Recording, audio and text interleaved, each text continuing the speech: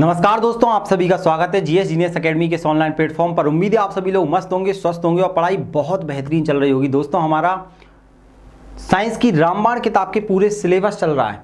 आपने देखा होगा फिजिक्स हमारा कंप्लीट हो चुका है, बायोलॉजी कंप्लीट हो चुका है, केमिस्ट्री ऑलमोस्ट कंप्लीट होने वाला है। आज हमारा रेडियो सक्रियता, रेडियो एक्टिविटी का सेकेंड लेक्चर है और यहाँ पर हम कंप्लीट कर देंगे कि भाई रेडियो एक्टिविटी इससे पहले वाले लेक्चर में देखा हमने क्या होता है। तो चलिए थोड़ा सा रिवाइज करते हैं और फिर इसके आगे आज इसको कंप्लीट कर लेते हैं। चलिए तो आज का लेक्चर स्टार्ट करते हैं। देखो कल हमने क्या क्या पढ़ लिया था। कल हमने देखा कि भाई रेडियो सक्रियता क्या होती है। तो प्रकृति में कुछ ऐसे पदार्थ पाए जाते हैं जिनसे लगातार कुछ कण निकलते रहते हैं। वो कण कौन से हैं? अल्फा, बीटा और गामा। तो ऐसे ही कल हमने देखा था। देखो कल नॉर्मली अल्फा, बीटा, गामा कुछ पार्टिकल, कुछ एनर्जी निकलती है। तो पार्टिकल के रूप में हमने देखा कि अल्फा और बीटा, और एनर्जी के रूप में गामा निकलते हैं। तो सर ये क्यों निकलते हैं, हमने ये देखा। तो क्यों निकलते हैं तो आप सभी को पता है कि जब किसी भी परमाणु के नाभिक के अंदर प्रोटॉन से ज़्यादा न्यूट्रॉनों की संख्या हो जाती है। कल का लेक्चर देख लेना, इससे पहले वाला पार्ट बहुत इंपॉर्टेंट है, ठीक है। तब ये आपको और अच्छा समझ में आएगा। वैसे अगर पहली बार देख रहे हैं तो भी समझ में आएगा।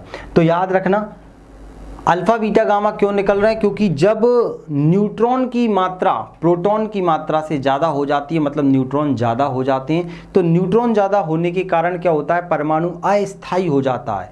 तो वो स्थायित्व प्राप्त करने के लिए अपने अंदर से क्या करता है? वो निकालना चालू कर देता है कुछ प्रोटॉन्स को, कुछ इलेक्ट्रॉन्स को, कुछ न्यूट्रॉन को। तो इसी को हम अल्फा, बीटा, गामा का नाम दे देते हैं। अब आपसे पूछा जाएगा कि भाई कब तक निकालेगा? जब तक वो स्थायी नहीं हो जाता। तो सबसे ज़्यादा स्थायी तत्व कौन सा है? मैंने कल बताया था, जल्दी से आंसर दीजिए सब लोग। सबसे ज़्यादा स्थायी तत्व कौन सा है? देखते हैं कितने लोग बता पाओगे। कल मैंने बताया था कि कोई भी तत्व लगातार अपनी एनर्जी रिलीज करता रहेगा जब तक वो स्थायी ना हो जाए। तो सबसे ज़्यादा स्थायित्व वाला तत्व कौन सा होता है? तो आप बोलोगे सर पीबी, सीसा होता है। तो कोई भी रेडियो सक्रिय पदार्थ सीसा में कन्वर्ट हो जाता है तो क्या हो जाता है? वो स्थायी हो जाता है। अब रेडियो सक्रिय पदार्थ से हमने कल देखा था, हाँ बहुत बढ़िया, अल्फा, बीटा और गामा नामक कण निकल रहे हैं और ये हमने सब कल पढ़ लिया था, ठीक है। हमने कल देख लिया था कहाँ तक? ये पूरा का पूरा अल्फा कण निकलते हैं, बीटा कण निकलते हैं और गामा कण। हमारा लेक्चर यहाँ से चालू करना है कि भाई कुछ यहाँ से क्या बनाए जाते हैं? रेडियो सक्रिय पदार्थों से समस्थानिक बनाए जाते हैं, आइसोटॉप्स बनाए जाते हैं, जिसमें से एक कार्बन का आइसोटॉप्स होता है समस्थानिक कार्बन 14, जिसका उपयोग करके जीवों की आयु का पता लगाया जाता है। मतलब जीवाश्मों की आयु का पता लगाने। जीवाश्म क्या होते हैं? जीवों के अंश होते हैं। सरल सा है भाई। कई साल पहले ये मछली क्या हो गई होगी? ये समुद्र में थी, समुद्र में धीरे धीरे पानी जमता गया, मिट्टी इसके ऊपर आ गई, ये मर गई। मरते मरते मिट्टी इतनी कठोर हो गई कि चट्टान बन गई। और धीरे धीरे यहाँ पर क्या हुआ? ये मछली मरती गई, मरती गई, मरती गई और वहाँ पर वो जगह ऐसी हो गई कि मछली के आकार जैसी। तो इसको हम बोलते हैं जीवाश्म। अब ये मछली कितने साल पुरानी है ये हमें कैसे पता चलेगा? तो ये पता लगाते हैं हम कार्बन 14 डेटिंग मेथड, कार्बन तिथि निर्धारण विधि के द्वारा हम इसका पता लगाते हैं। तो कार्बन तिथि निर्धारण विधि को पढ़ाने से पहले मैं आपको कल जो पढ़ाया था अल्फा, बीटा, गामा, उन तीनों में थोड़े से अंतर बता देता हूं ताकि आपको समझ में आए पूरा का पूरा। चलिए तो कल हमने देखा था कि भैया रेडियो सक्रिय पदार्थ से क्या निकल रहा है, ये ध्यान से देखना। रेडियो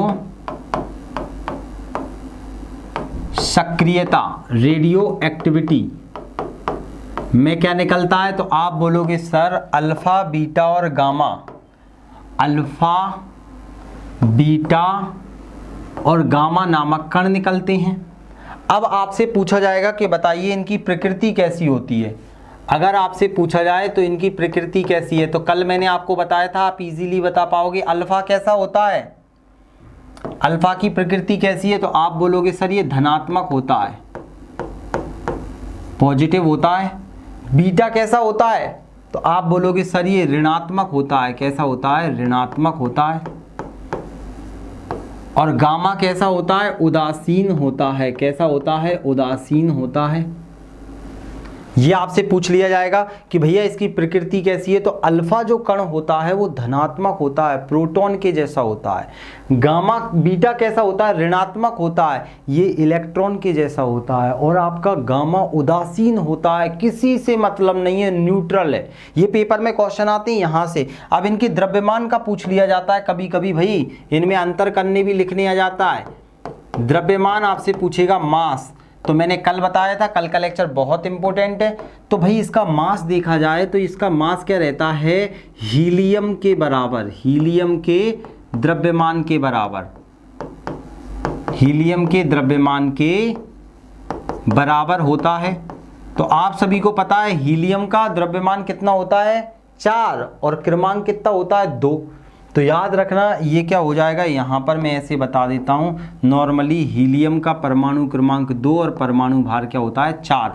तो हीलियम के द्रव्यमान के बराबर क्या होता है, इसका द्रव्यमान हो जाएगा। बीटा का द्रव्यमान किसके बराबर होता है, तो इलेक्ट्रॉन के द्रव्यमान के बराबर, इलेक्ट्रॉन के द्रव्यमान मतलब ऋणात्मक होता है, ये द्रव्यमान के बराबर बहुत कम होता है ये। और गामा कैसा होता है, तो गामा में किसी भी प्रकार का द्रव्यमान नहीं होता, द्रव्यमान इसमें नहीं होता। क्यों, क्योंकि गामा तो एक प्रकार की लाइट है, प्रकाश है, एक प्रकार की किरण है। तो अगर इसकी बात की जाए तो ये क्या है, गति की बात करें, अगर इनकी गति, अगर इनकी हम गति की बात करें, अगर गति की बात करी जाए तो आप बोलोगे सर इसकी गति प्रकाश की चाल से, प्रकाश की चाल से 100 गुना कम,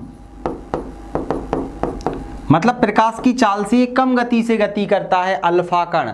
याद रखना, इसीलिए इसकी बौछार करी गई थी। आपने देखा होगा रदरफोर्ड ने गोल्डन फॉयल एक्सपेरिमेंट किया था। ये भारी होता है, धनात्मक होता है। इसकी लगभग प्रकाश की चाल के बराबर, याद रखना, प्रकाश की लगभग प्रकाश की चाल के बराबर, प्रकाश की चाल के बराबर। और भाई ये तो आप बोलोगे सर गामा तो सीधा प्रकाश ही है, तो ये तो प्रकाश ही है, प्रकाश ही है। इतना दिमाग में आया, बिल्कुल सरल सा है। मैंने कल भी आपको बताया था, बस चार्ट बना के बता रहा हूं आज मैं। और ये देखिए गति के साथ अगर इसकी भेदन क्षमता की बात की जाए, भेदन क्षमता, तो बताओ किसकी सबसे ज्यादा भेदन क्षमता होगी, आप बताओ जल्दी से, इनमें से सबसे ज्यादा भेदन क्षमता किसकी होगी। देखते हैं भाई किसका आंसर आने वाला है, जल्दी से, सरल सा है प्रश्न। इनमें से भेदन क्षमता किसकी होगी, तो भैया जो तेजी से जाएगा, लाइट की स्पीड से जाएगा। तो सबसे पहले तो ये इसकी भेदन क्षमता क्या होती है, सबसे कम होती है। भेदन क्षमता कैसी, इसकी सबसे कम होती है, क्योंकि ये भारी होता है, धीरे धीरे, मोटा आदमी है, धीरे धीरे जाता है, तो इसकी क्षमता सबसे कम होती है। इसकी तुलना में अधिक होती है, अल्फा की तुलना में अधिक, अल्फा की तुलना में अधिक होती है, तुलना में अधिक होती है। और सबसे अधिक किसकी होती है, सर्वाधिक भेदन क्षमता होती है, सर्वाधिक किसकी, गामा की। इसीलिए तो इसका यूज किया जाता है कैंसर के उपचार में। याद रखना 10⁻20 से लेकर 10⁻18 तक इसकी भेदन क्षमता होती है। लाइट की स्पीड से ये चलता है गामा। सबसे ज्यादा नुकसानदायक यही होता है। अगर आपसे पूछा जाए, एक और शब्द आता है आयनन विभव, याद रखना ये भी पूछा जाता है। आयनन विभव एक शब्द आता है, मैं यहां लिख देता हूं।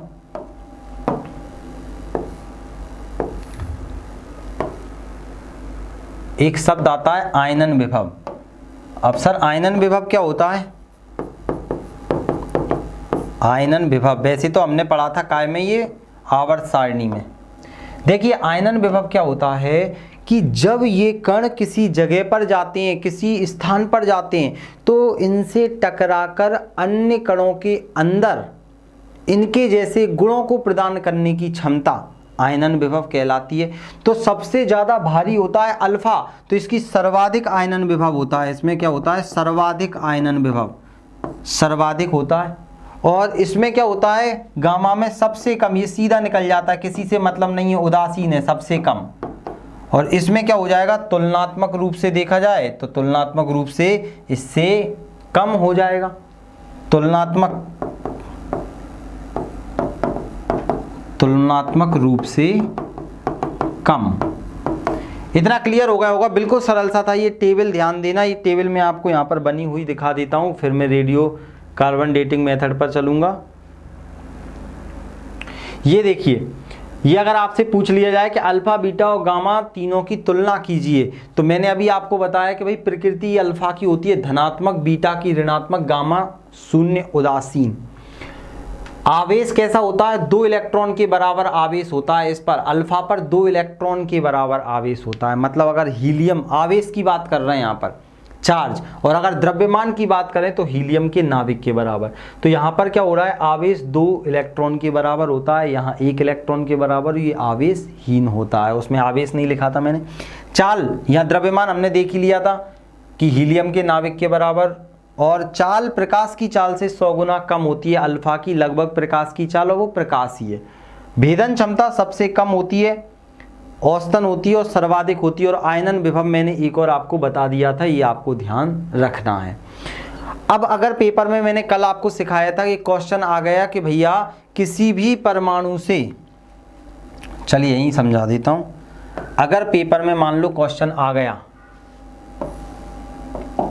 यहां पर क्वेश्चन आया कि आप क्या कर रहे हो, किसी भी परमाणु से, ये कोई नाभिक है, नाभिक, ठीक है। अगर मान लो इसका द्रव्यमान है 92 ले लेते हैं सरल, और लो 235। अगर मान लो इससे एक अल्फा कण बाहर निकल गया, इससे क्या हो गया, एक अल्फा कण बाहर निकल गया, अल्फा कण बाहर निकल गया, तो बताइए क्या फर्क पड़ेगा इस पर। अल्फा कण बाहर निकल गया,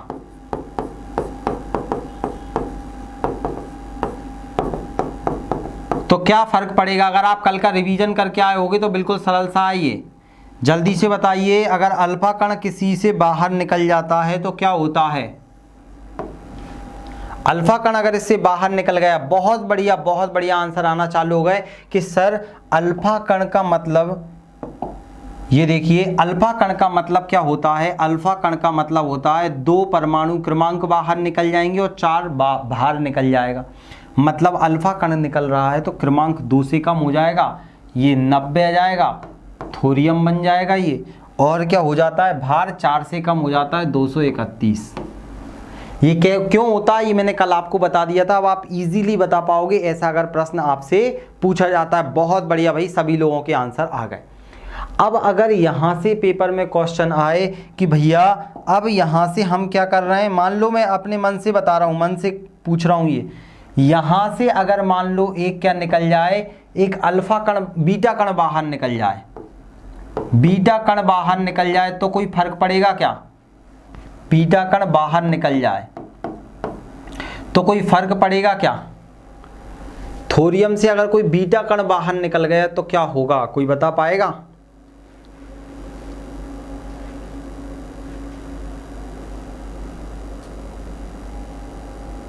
कोई बीटा कण अगर बाहर निकल गया तो क्या फर्क पड़ेगा। बहुत बढ़िया, बहुत बढ़िया। तो देखो जब भी कोई बीटा कण बाहर निकलता है तो हमने देखा था कि न्यूट्रॉन टूट जाता है, ये ध्यान देना, बिल्कुल सरल सा था। क्या हो जाता है यहाँ पर, अब आप बोलोगे सर कि न्यूट्रॉन क्या हो जाता है, न्यूट्रॉन टूट जाता है।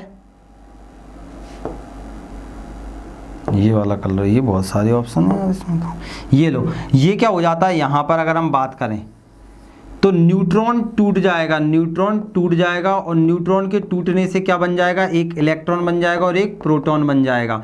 इलेक्ट्रॉन तो बाहर निकल जाता है, इलेक्ट्रॉन क्या होता है, इलेक्ट्रॉन ये बाहर निकल जाएगा, बाहर निकल जाएगा, और इसी को नाम दे दिया जाएगा क्या, बीटा कण नाम दे दिया जाएगा इलेक्ट्रॉन को। लेकिन प्रोटॉन क्या हो जाता है, प्रोटॉन इसमें जाकर जुड़ जाएगा, तो इसमें जुड़ जाएगा तो मान लो कोई X तत्व बन गया और इसका परमाणु क्रमांक 91 और 231, भार सेम रहेगा क्योंकि न्यूट्रॉन टूट गया, तो एक न्यूट्रॉन टूटा तो वहीं के वहीं प्रोटॉन पहुंच गया, तो ये दिक्कत वाली बात नहीं। अगर ये ध्यान देना, आज का लेक्चर अभी तक जितना मैंने बताया वो कल पर निर्भर है, तो अब जो आगे पढ़ाऊंगा वो कल पर निर्भर नहीं रहेगा, लेकिन ये थोड़ा सा कल पर डिपेंड है, इसलिए कल वाला इसका पार्ट 1 जरूर देख लेना। ठीक है, तो अब आपको इतना क्लियर हो गया। अब मान लो यहां से मैंने एक गामा किरण निकाल दी, इससे मैंने क्या करा, एक गामा निकाल दिया। अब देखते हैं कितने लोग आंसर दे पाएंगे। इससे मैंने क्या करा, एक गामा लाइट बाहर निकाल दी, गामा किरण बाहर निकल गई। गामा किरण के बाहर निकलने पर क्या होगा, कोई परिवर्तन होगा क्या? गामा किरण के बाहर निकलने पर कोई परिवर्तन होगा क्या? कोई दिक्कत नहीं है, बताइए कि गामा किरण के बाहर निकलने से नहीं, कोई परिवर्तन नहीं होगा, क्योंकि गामा किरण एक लाइट होती है, लाइट निकल भी जाए तो कोई फर्क नहीं पड़ेगा इलेक्ट्रॉन प्रोटॉन के ऊपर। ठीक है, नो नो नो, सभी को इतना क्लियर हो गया। चलिए बहुत बढ़िया, तो इसको मिटा देते हैं। अब ध्यान देना,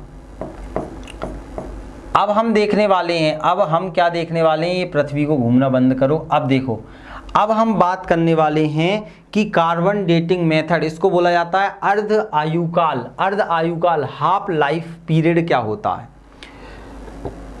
कार्बन 14 डेटिंग मेथड तो आपने सुनी होगी, जीवाश्मों की आयु का पता लगाया जाता है। तो ये कैसे लगाती है? अर्ध आयुकाल के द्वारा। अब आपसे पूछेगा ये अर्ध आयुकाल क्या होता है, तो सुनना, ऐसे ही बता रहा हूं। पहले तो प्रकृति में जब कोई रेडियो एक्टिव पदार्थ पाया जाता है तो वो कुछ समय बाद अपनी मात्रा को आधा कर लेता है, तो और फिर कुछ समय बाद अपनी मात्रा को आधा कर लेता है। मतलब रेडियो सक्रिय पदार्थ जब अपनी मात्रा को आधा कर लेता है तो उस काल को बोला जाता है अर्ध आयु काल। जितने भी आइसोटॉप्स होते हैं ये सब अर्ध आयु काल के द्वारा ही क्या बताते हैं, किसी भी जीव की आयु का पता बताते हैं। तो पहले इसको पढ़ लेते हैं कि अर्ध आयु काल का मतलब क्या है। वह समय जिसमें किसी रेडियो सक्रिय पदार्थ की मात्रा अपने प्रारंभिक मात्रा की ठीक आधी हो जाती है। मान लो कहीं पर 10 किलो कोई चीज थी तो कुछ समय बाद वो 5 किलो रह गई, तो एक अर्ध आयु काल हो गया। अब 5 से जब वो 2.5 हो जाएगी तो समझ लो 2 अर्ध आयु काल हो गए। तो अब मैं समझाता हूं आपको, इतना क्लियर हो गया। ये कभी भी प्रारंभ होता है, अर्ध आयु काल कभी भी ऐसा डिसाइड नहीं करते कि भाई शुरुआत कब से हुई थी, जब से हमें वो चीज मिली है हम तब से पता लगा लेते हैं। तो आप समझना मैंने क्या बोला, यहां देखते हैं। हम बात कर रहे हैं कार्बन 14 डेटिंग मेथड, ठीक है। हाँ कोई दिक्कत नहीं है, समझना अच्छे से, सब समझ में आने वाला है। कार्बन 14 डेटिंग मेथड, कार्बन अर्ध आयुकाल, अर्ध आयुकाल क्या है?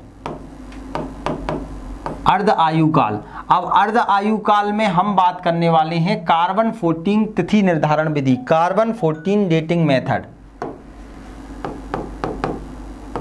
कार्बन 14 तिथि निर्धारण विधि, तिथि निर्धारण विधि।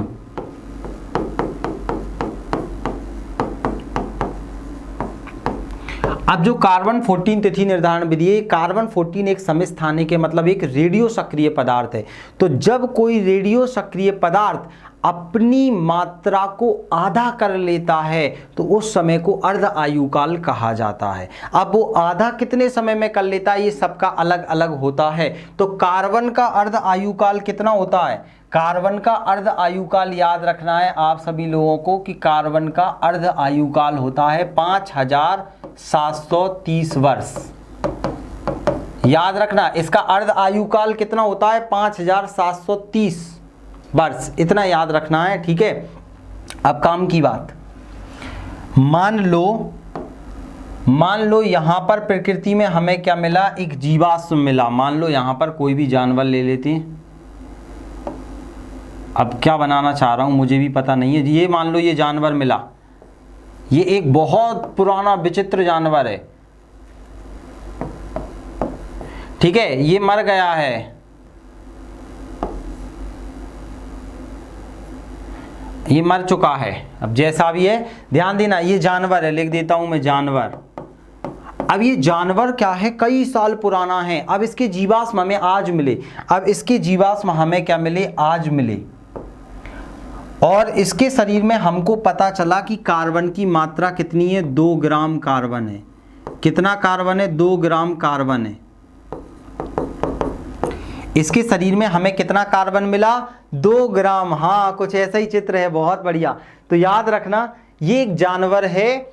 वैज्ञानिकों ने जब इसको देखा तो इसका जो शरीर था उसमें कार्बन की मात्रा कितनी थी? 2 ग्राम थी। तो वैज्ञानिकों ने दिमाग लगाया कि इस प्रकार के जानवर जब होते थे तब कार्बन कितना पाया जाता था। तब इन्हें पता चला यार इनके अंदर तो कार्बन तब पाया जाता था कितना, मान लो इनके अंदर पाया जाता था 8 ग्राम कार्बन। कितना पाया जाता था? 8 ग्राम। क्योंकि वायुमंडल में जितना कार्बन पाया जाता है उतना ही जीवों के शरीर में पाया जाता है। आज अगर हमारा अंदर कार्बन देखें तो वायुमंडल में जो कार्बन है वही हमारे अंदर है। तो उस प्रकार उस समय जो जीवों में कार्बन पाया जाता था ये 8 ग्राम है, ध्यान देना। लेकिन आज इसके अंदर कितना बचा है? 2 ग्राम में। तो इसने कितने अर्ध आयुकाल पूरे कर लिए होंगे? तो अब आप बोलोगे सर 8 ग्राम से आधा होगा तो 4 ग्राम, और 4 ग्राम से आधा करेंगे तो 2 ग्राम। मतलब इसने कितने अर्ध आयुकाल पूरे कर लिए? समझना, 1 और 1 2। हाँ बहुत बढ़िया, 1 और यहाँ पर 2, ये पहला वाला और ये 2, मतलब इसने 2 अर्ध आयुकाल पूरे कर लिए। तो एक अर्ध आयुकाल का समय कितना है? 5730 वर्ष। तो भाई इसकी जीवन कितना है? इसका जीवन कितना है? इसका जीवन कितना होगा ये कैसे पता लगेगा? तो आप बोलोगे सर कि 5000 2 अर्ध आयुकाल इसने पूरे करे और 5730 वर्ष एक अर्ध आयुकाल का समय है। तो इसका जीवन आप लगा लो, 0 की 0 हो जाएगी, 3 दूनी 6, 7 दूनी 14 की 4, हासिल गई 1, 5 दूनी 10 और 1 11। ये 11460 वर्ष पुराना जीव है। ये कैसे पता लगेगा कि भाई ये 11460 वर्ष पुराना जीव है? ये क्लियर हुआ आप लोगों को? इतना समझ में आया? फिर मैं एक क्वेश्चन दूं, क्या ये समझ में आया? पेपर में आपको वो ऐसा क्वेश्चन देगा कि अर्ध आयुकाल की डेट देगा आपको और बताएगा कि उस समय जीव में कितना अर्ध कार्बन होता था और वर्तमान में कितना है, निकाल के बताइए। ये समझ में आया कि एक बार और समझाऊं? यस सर समझ में आ रहा है, बताओ। जैसा आप बोलोगे वैसा हो जाएगा। Yes yes yes okay. आप सुनना, तो एक क्वेश्चन दे रहा हूं, ठीक है? चलिए यहां पर मैं एक आपको क्वेश्चन दे रहा हूं रामबाण किताब के अंदर से ही। अच्छा एक बार और बता दूं, चलो नीलम जी बोल रही हैं एक बार और, तो ध्यान से सुनना, एक बार और बता देता हूं।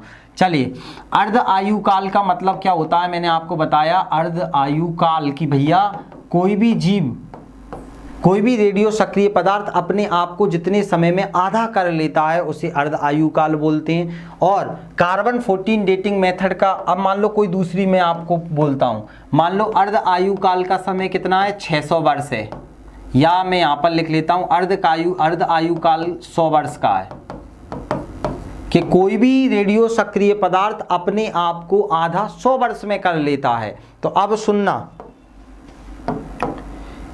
अब आपसे पूछा जाएगा एक जीव, ध्यान से सुनना, एक जीव के अंदर 4 ग्राम कार्बन पाया गया जब वो मिला, लेकिन माना जाता था कि उसके अंदर कितना पाया जाता था? उस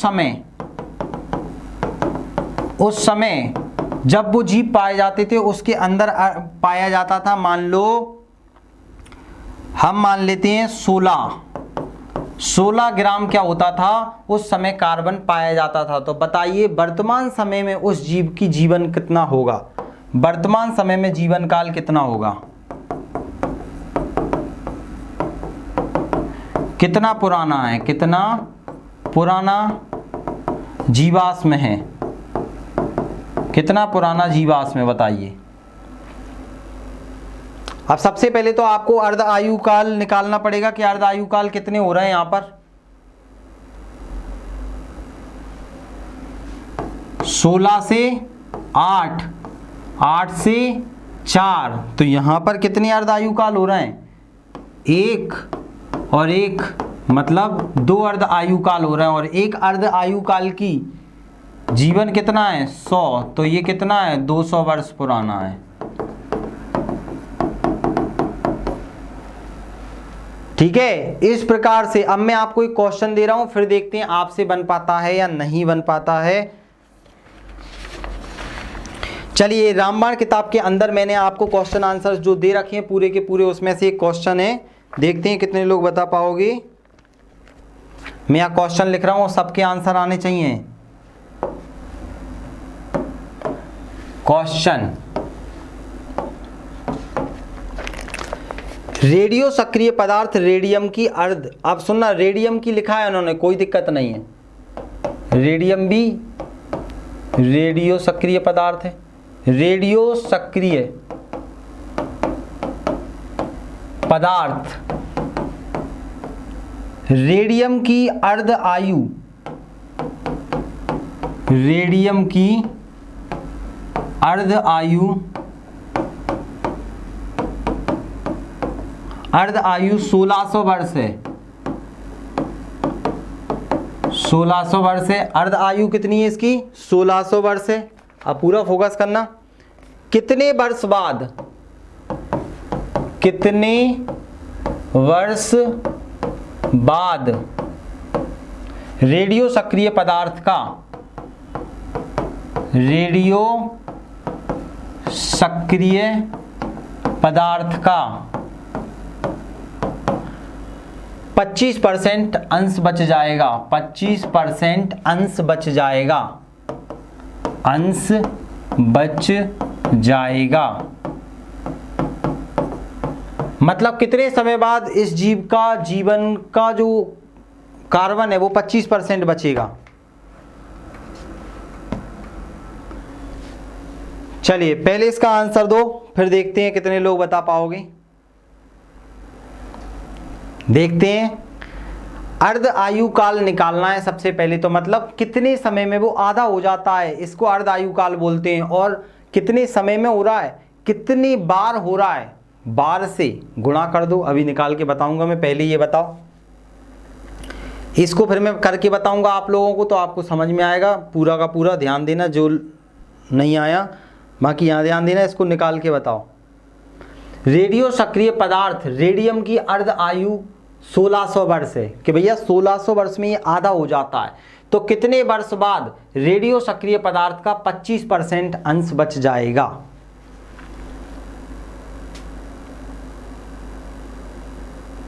बहुत बढ़िया, बहुत बढ़िया।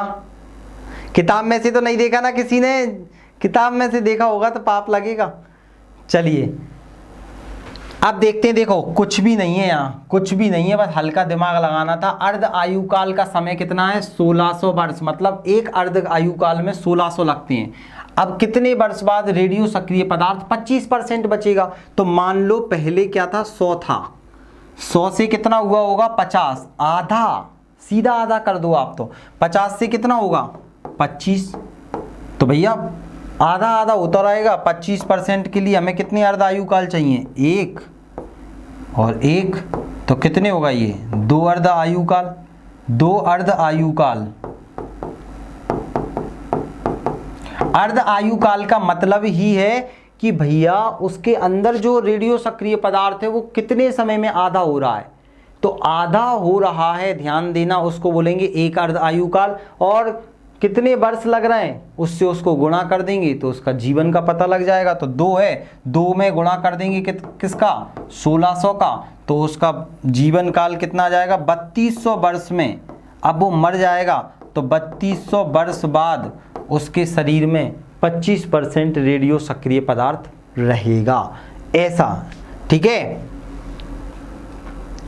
ध्यान देना। और अगर मान लो इसको आप बार बार सुनते जाओगे तो और अच्छा आएगा, क्योंकि जब एक बार दिमाग में कंसेप्ट नहीं बैठता तो फिर घुसेगा नहीं, कितना ही मेहनत कर लो। और जबकि इसमें है कुछ भी नहीं है, सिर्फ ये बोला है यहाँ पर, ध्यान देना। अभी भी ना आए तो फिर कोई दिक्कत वाली बात नहीं है ना। ये रेडियो सक्रिय पदार्थ है, ठीक है। अगर आप दिमाग में ना घुसे तो बिल्कुल अभी इसको मत पढ़ना, सो जाना शांति से। ये क्या है? रेडियो सक्रिय पदार्थ है, सक्रिय पदार्थ है। अब भैया रेडियो सक्रिय पदार्थ अपने आप को आधा कर लेता है तो इसको बोलते हैं अर्ध आयु काल। अब ये अपने आप को क्या कर लेगा? आधा कर लेगा। अपने आप को ये आधा कर लेगा,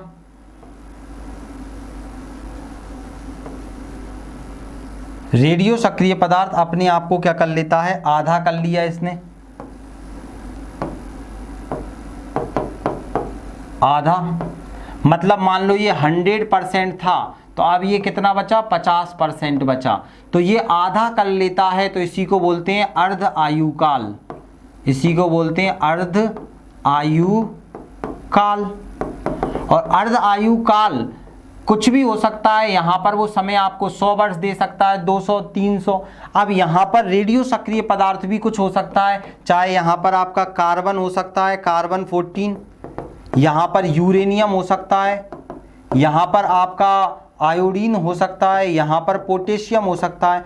तो कोई भी रेडियो सक्रिय पदार्थ हो सकता है, वो आपको जीवन काल देगा और वो बोल देगा आपसे कि आज प्रकृति में 32 ग्राम, या बोल देगा 32 ग्राम किसी भी जीव के अंदर कार्बन पाया जाता था। जब उस जीव के अवशेष मिले तो उसके अंदर मात्र 4 ग्राम कार्बन पाया गया और उसका अर्ध आयुकाल 800 है, तो बताइए उसका जीवन काल कितना होगा। तो कुछ नहीं करना आपको, मान लो उस समय 3200 था, आज 4 है, तो 32 से क्या होगा, आधा 16, एक अर्ध आयुकाल, सीधा आधा कर देना है, फिर एक अर्ध आयुकाल, फिर एक अर्ध आयुकाल। तो यहाँ पर कितना हो रहा है, एक अर्ध आयुकाल, एक और यहाँ एक, तो कितने हो गए टोटल, 3 अर्ध आयुकाल हो गए। अब समय कितना लग रहा है एक अर्ध आयुकाल में, 800 वर्ष, ये मैंने एग्जाम्पल दिया है।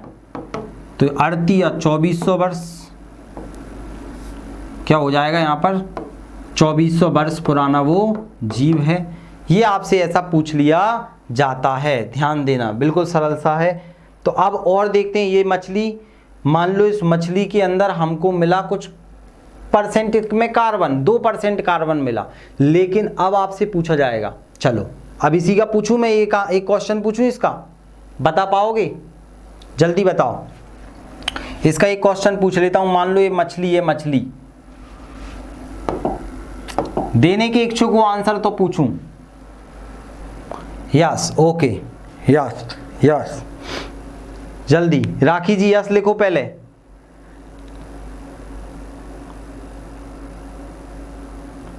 जल्दी से।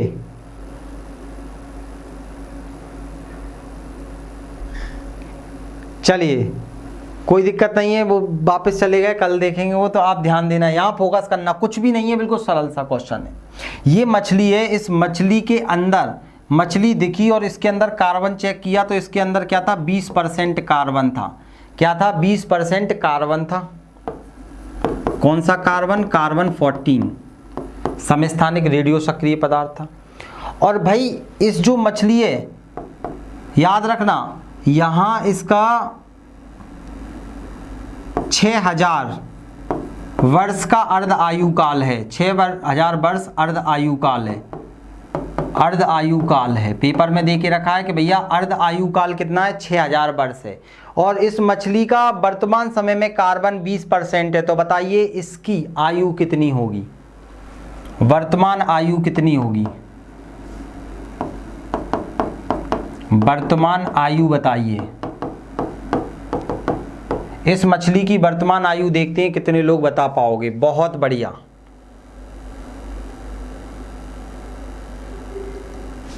छह 6000 वर्ष अर्ध आयुकाल है, मतलब एक अर्ध आयुकाल में 6000 वर्ष लगते हैं।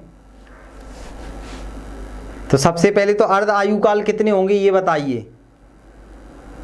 20% कार्बन आज बचा है, जब ये जिंदा होगा तब इसके अंदर कितने परसेंट होगा कार्बन, 100% होगा। चलिए, हाँ बहुत बढ़िया। तो अब हम चेक करते हैं, चलिए सब लोग निकाल रहे हैं, तो कुछ भी नहीं है। यहाँ पर आपने क्या किया कि सर जब ये मछली जिंदा होगी तो 100% कार्बन होगा इसके अंदर, फिर आधा कितने में, 50% सर, ठीक है। अब फिर क्या हो जाए, अच्छा यहाँ पे 20 की जगह 25 ले लो तो आपको सही हो जाएगा, सॉल्व करने में सरल हो जाएगा, नहीं तो आप आधे घबरा जाओगे, ठीक है। 50 से मान लो क्या हो रहा है, 25 हो रहा है, ठीक है। या फिर यहाँ पर चलो अब आपने निकाल ही लिया होगा, अब मैं बता देता हूँ और सरल कर देता हूँ। मान लो यहाँ पर 12.5% दिया है, तो आप क्या बोलोगे 25 से फिर क्या हो जाएगा 12.5, 12.5%। तो यहाँ पर अर्ध आयुकाल कितने हो रहे हैं 1, 2 और ये 3, मतलब टोटल अर्ध आयुकाल कितने हो रहे हैं 3। वो आपका सही आंसर आया होगा, सब लोगों का बिल्कुल सही आंसर आया है, ध्यान देना 12 भी। ठीक है, तो यहाँ पर मैंने चेंज कर दिया, कम कर दिया, इसीलिए कितना आ रहा होगा 18,000 वर्ष पुराना ये जीवाश्म है। ठीक है, बाकी 12,000 सही था, अब ये मैंने चेंज कर दिया इसीलिए 18,000 वर्ष आंसर आएगा। तो ये सरल सा था अर्ध आयुकाल, ये आपसे पूछ लिया जाता है। ठीक है, अर्ध आयुकाल ये पढ़ो, वह समय जिसमें किसी रेडियो सक्रिय पदार्थ की मात्रा अपने प्रारंभिक मात्रा की ठीक आधी हो जाती है। ठीक आधी हो जाती है तो इसमें कोई दिक्कत नहीं है। अब रेडियो आइसोटोप डेटिंग किसी चट्टान, अब देखो क्या होता है, चट्टान की आयु या जीवाश्मों में उपस्थित रेडियोधर्मी तत्वों की मात्रा के आधार पर उसका आयु का निर्धारण आकलन करना रेडियो आइसोटोप डेटिंग कहलाता है। रेडियो समस्थानिक डेटिंग, आइसोटोप मतलब समस्थानिक, मैंने पढ़ाए थे आपको। तो ये ऐसे आप किसी भी जीव की आयु का पता लगा सकते हैं। इसमें रेडियोधर्मी पदार्थ के अर्ध आयु काल से संबंधित गणना की जाती है कि उसकी आयु कितने समय में आधी हो जाती है। जैसे कार्बन तिथि निर्धारण विधि से जीवाश्मों की आयु का पता लगाया जाता है। यूरेनियम तिथि निर्धारण विधि, पृथ्वी से अगर कोई भी एक चट्टान उठाएंगे उसका पता लगाएंगे कि उसमें कार्बन कितने % है और आज से कई साल पहले कितना होता था। तो यूरेनियम तिथि निर्धारण विधि के अनुसार पृथ्वी की आयु 4.6 अरब वर्ष आती है, याद रखना। ठीक है, और कुछ रेडियो सक्रिय पदार्थ के उपयोग देखिए। कार्बन 14 जीवाश्मों की आयु पता लगाने के लिए, ऐसे आयोडीन 131, इसका उपयोग किया जाता है घेंगा रोग, आयोडीन की कमी से घेंगा होता है, लेकिन आयोडीन का एक समस्थानिक है जिससे क्या किया जाता है, घेंगा रोग का उपचार किया जाता है। कोबाल्ट 60 से कैंसर का उपचार किया जाता है। सोडियम 24 से रक्त परिसंचरण तंत्र, ब्लड सर्कुलेटरी सिस्टम को ठीक किया जाता है। फास्फोरस 32 हड्डियों संबंधित रोगों का पता लगाने एवं पौधों की उर्वरक क्षमता का पता लगाने में इसका उपयोग किया जाता है। तो ये आपसे पेपर में पूछ लेते हैं कि भाई कुछ आइसोटॉप्स के उपयोग बताइए, तो ये आपको याद रखना है, सरल सा है। अब देखो ये चीज मैंने आपको कल बताई थी, एक बार फिर बता देता हूं कि भाई जो आवर्त सारणी का अंतिम स्थायी तत्व होता है वो सीसा होता है। ठीक है, और कोई भी रेडियो एक्टिव तत्व विभिन्न विकिरणों के उत्सर्जन के पश्चात सीसा में परिवर्तन हो जाता है, मतलब स्थायी हो जाता है। 82 परमाणु क्रमांक से अधिक के सभी रेडियो सक्रिय तत्व, 82 किसका होता है, सीसा का, इसके ऊपर जितने भी होते हैं सब रेडियो सक्रिय होते हैं। और 92 के ऊपर जितने भी तत्व होते हैं वो सारे के सारे कैसे हो जाएंगे, मानव निर्मित हो जाएंगे। कैसे हो जाएंगे, मानव निर्मित हो जाएंगे। ये मैंने कल आपको लाइन बता दी थी, और ये टेबल तो हमने अभी पूरा का पूरा डिस्कस किया है। तो ये हमारा चैप्टर था कौन सा, रेडियो सक्रियता वाला। ये चैप्टर भी हमारा पूरा कंप्लीट हो गया है, सरल सा चैप्टर था। एक बार रामबाण किताब उठाना, उसमें पूरा पढ़ लेना तो आपको चीज़ें समझ में आ जाएंगी। PDF एप्लीकेशन पर इसकी मिल जाएगी, तो टेंशन मत लेना। मिलते हैं नेक्स्ट एपिसोड में, मतलब नेक्स्ट क्लास में। तब तक के लिए जय हिंद, वंदे मातरम।